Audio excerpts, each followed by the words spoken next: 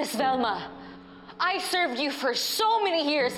I was loyal and faithful to you. Tapos ito ibabayad niyo sa akin? Ang gawin akong kalaban? Shari, come on. Huwag mong palabasin na tinatraidor kita. The mechanics are fairly simple. We sell, we perform, then we count the sales. And voila! You have a winner and a loser. Unbelievable. Velma, talaga bang pahihirapan mo pa ang sarili mo just to prove yung kakayahan mo? At this point, at your age, mas mahalaga magpahinga ka na. Wala akong kailangan patunayan. Si Sharin may kailangan patunayan. Hindi basta-basta na ibibigay ko yung trono ko sa'yo. Itetest pa natin kung kaya ng leeg mo ang bigat ng korona ko. Okay, Miss Velma. But if I lose, anong mangyayari sa akin?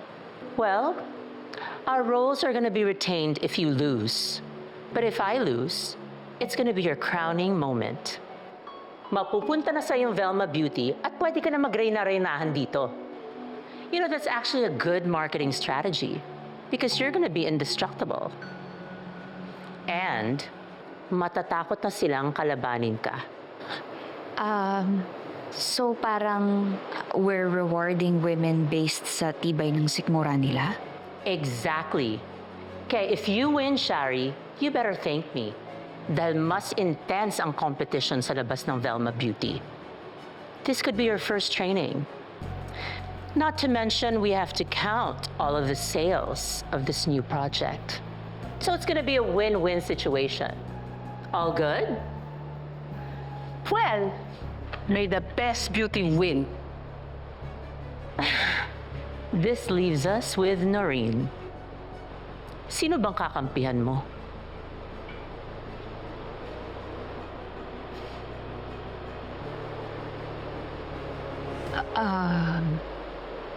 Hindi ko po alam eh. Susunod lang naman ako sa utos nyo. At the end of the day, empleyado nyo pa rin naman ako.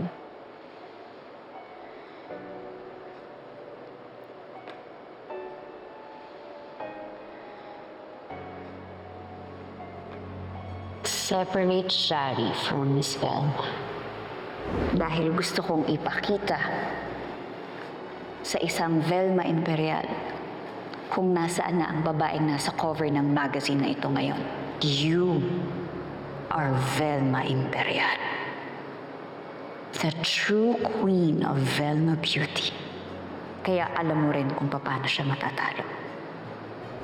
Alam kong si Miss Velma ang nag-utos sa'yo na ilaglag si Miss Tara Park.